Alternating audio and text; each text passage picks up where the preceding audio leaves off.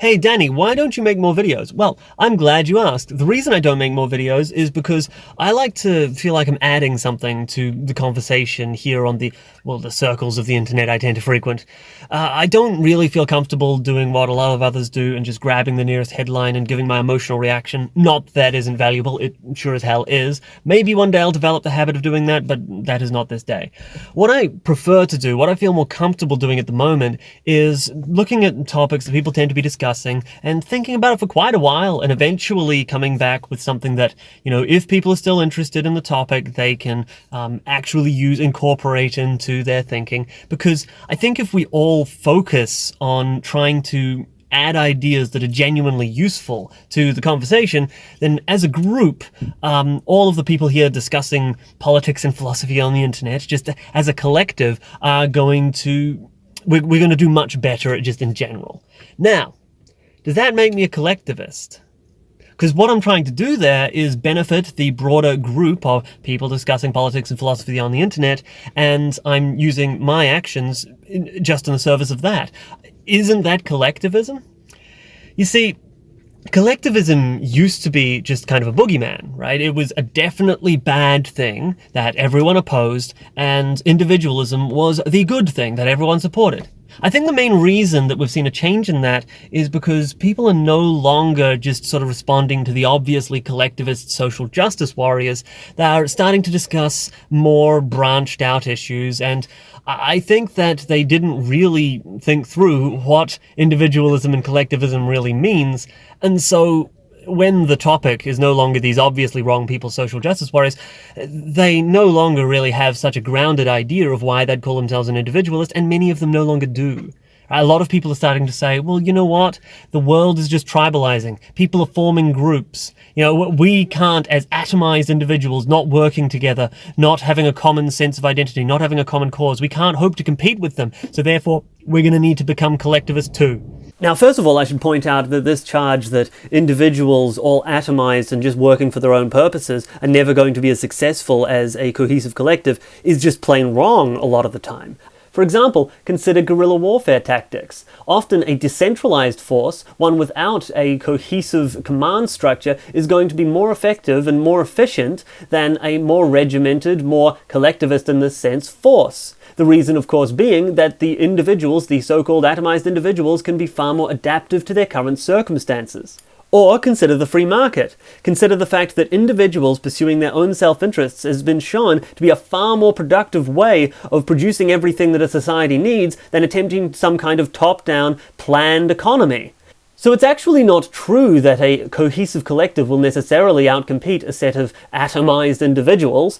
In fact, a lot of the time it seems to be exactly the opposite way around, for obvious reasons. A set of individuals, each pursuing their own self-interests and each doing what they believe is best in each situation, is going to be far more dynamic and adaptive to any new circumstances, and are going to be able to deal with far more complex situations than any specific group would ever be able to get their heads around, since each individual only needs to get his head around a small piece of it. However, I totally accept that there are many situations where a cohesive group is more effective. For example, one of the companies within that free market. That would need to be a cohesive group. In these situations, you might say that, well, there you can't be an individualist. There, collectivism always defeats individualism. This seems to me to be a little strange. It doesn't appear to me to be responding to any kind of individualism that's ever really been espoused by anyone. Certainly not that I've heard, and certainly not that I espouse myself. So when I say that I'm an individualist, I want it to be really clear that I don't mean we shouldn't work together, right? I don't think anyone means that we shouldn't work together when they say they're an individualist. We can, as individuals, voluntarily join groups and make sure that our common interests in that group are served by taking group actions, and that doesn't stop us from being individualists, right? Because the group is voluntary, and we're each voluntarily, as individuals, choosing to opt in or out of it. There's more to it than that, though, because a lot of people will also say, well, yeah, it's not just pragmatics, though. We need to feel in our bones a common sense of identity. You might hear that from, like, a Christian saying we should all feel like Christians, or a white nationalist saying, we should identify strongly deep in our bones with our race. We should have that racial consciousness. Right? These things are not opposed to individualism, at least as far as I know individualism.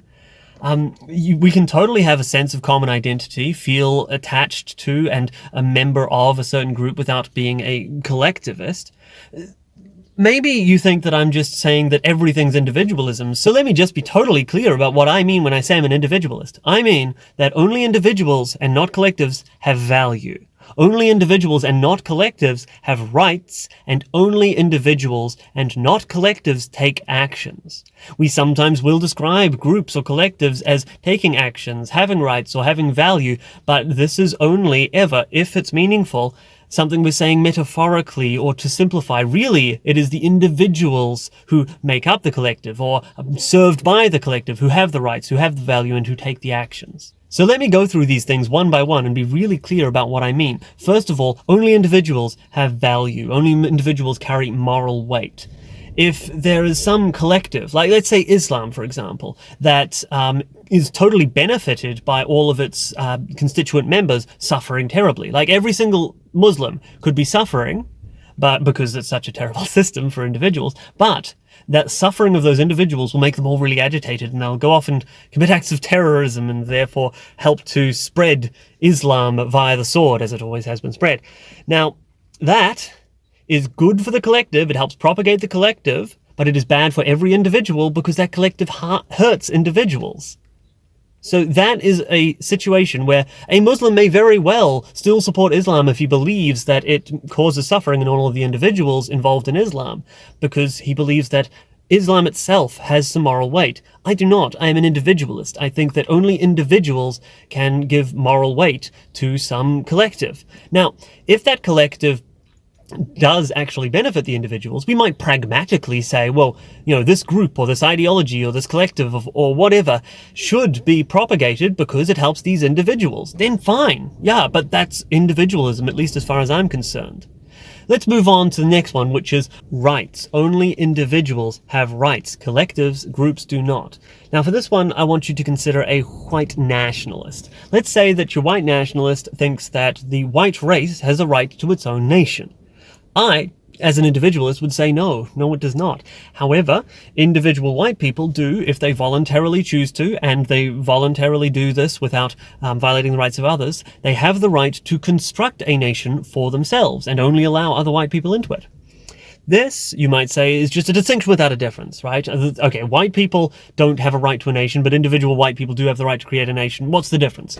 Well, the difference is that think of the grounds that white nationalists may say that the white race has a right to its own nation, right? You might say that therefore it's totally acceptable to kick individuals out of that nation because they're violating the white race's right to its own nation.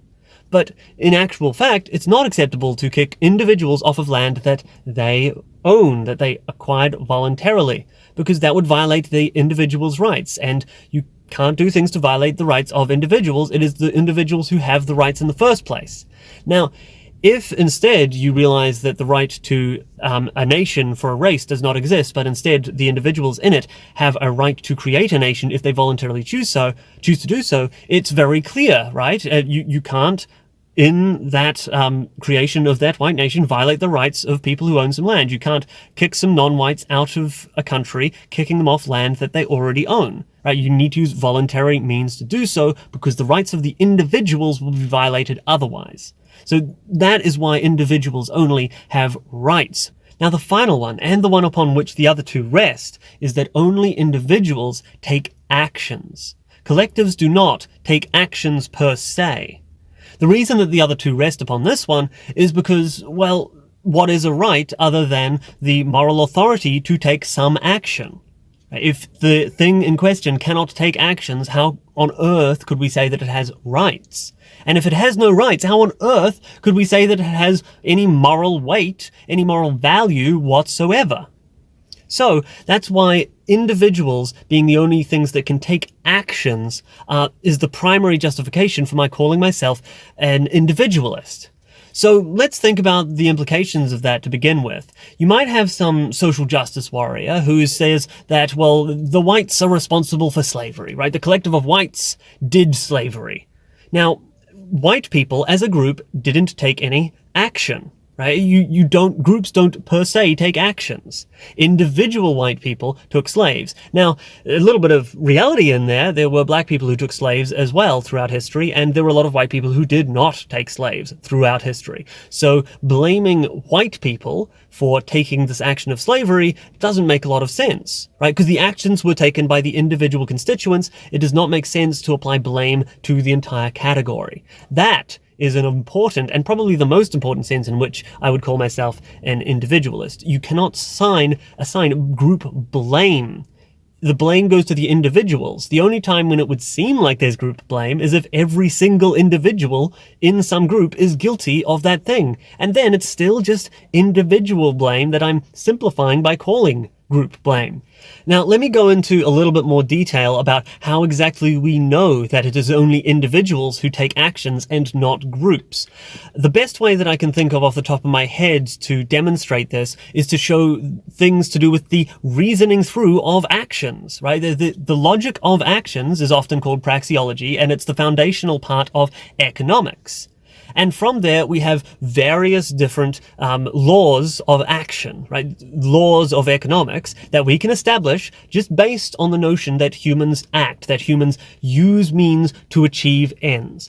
One such rule that I'm going to show will apply to individuals and just doesn't apply to groups if we say that groups act is the law of diminishing marginal utility. For those who aren't aware what the law of diminishing marginal utility is, it states that as an actor acquires more and more units of a good, he devotes them to successively less and less urgent ends, i.e. ends that are lower on his scale of values. Therefore, the marginal utility of a good declines as its supply increases. If you want me to explain that in some simpler terms, let's take a look at those cheap Korean beers that I've been drinking throughout this video. So the law of diminishing marginal utility says that every one of these beers is worth less to me than the previous one. We know this must be the case because I'm obviously going to use the first beer for whatever use I think is most highly valued, and the second beer for whatever use I think is second most highly valued, etc. For example, let's say that of the uses I can think of for a beer, the one I value the most highly is to drink that beer. And the one I value second most highly is to give a beer to a friend, and the one I value third most highly is to throw that beer at an enemy. Now, of course, in reality, there's going to be 1 to like 300 all just drink the beer, drink the beer, drink the beer, but just to simplify things, let's say that I only want to drink the one beer. So the first use is obviously one that I value more than the second use, and therefore if you give me one beer, I'm going to drink it. If you give me a second beer, I'm going to give it to my friend. Now, given that we know that the second beer I necessarily use for my second most highly valued purpose, and my first beer I necessarily used for my most highly valued purpose, we can conclude that I must value the second beer less than the first. It makes no sense to say that I valued the second beer, which I gave to my friend, more highly than I valued the first beer, which I drank myself, because if I had valued giving a friend a beer more than I had valued drinking a beer, then I would have given the first beer to my friend. This kind of reasoning is really important for economics and frankly for any attempt to understand anything about actions. But does it apply to collectives? Does it apply to groups? Well, let's give it a try. We've applied the law of diminishing marginal utility to an individual, me. Now let's try to apply it to a group, Germans. Let's say we just give the general group Germans a beer, and that first beer is used for the purposes of being drunk by Fritz. And the second beer is used for the purpose of being drunk by Hans. Do we therefore know that Germans as a group value giving Fritz a beer above giving Hans a beer? Well, no. Fritz might just, for example, be a bigger, stronger guy than Hans, and therefore Hans can't do anything about it if Fritz wants to drink the beer. Even if Hans, by whatever metric we want to apply, values the beer more than Fritz does. You see, when you're talking about a group, the actions that group as a whole takes aren't really actions per se, not in the way we think about them with respect to economics, etc., because the quote-unquote actions of a group aren't really actions at all. They say nothing about the value scales of the individuals of the group, or any concept of the value scale of the group as a whole, whatever that would even mean. It says nothing about some end that the group in general had in mind and the means which they wished to use to achieve it. No, the only meaningful way we can speak about group actions is as a metaphor or a simplification which describes the end results of many individuals taking actions, because individuals are the only ones who actually act per se. That's a really important one also. And in that sense, again, I'm an individualist. And so, to sum up, individuals are the only ones who take actions, individuals are the only ones who have rights, and individuals are the only ones who have any moral value. Right? When I say I'm an individualist, I don't mean we shouldn't work together. Of course we should. Right? If your response to individualism is to say, well, an individual can never hope to defeat an organized group, then get a new response. That is, as far as I'm concerned, at least to me, and I suspect to pretty much anyone who calls himself an individualist, that is a straw man. This has been my drunken ramblings in my shitty Honda Fit. Thanks everyone for watching. Bye.